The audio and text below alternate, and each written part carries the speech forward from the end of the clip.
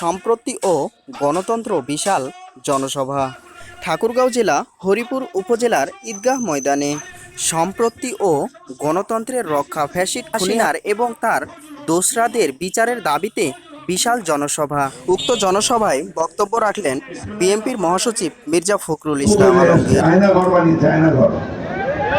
ওই ক্যান্টনমেন্টের ভিতরে নির্যাতন করবার জন্য, টর্চার করার জন্য ঘর বানিয়েছে, নাম দিয়েছে আয়না ঘর।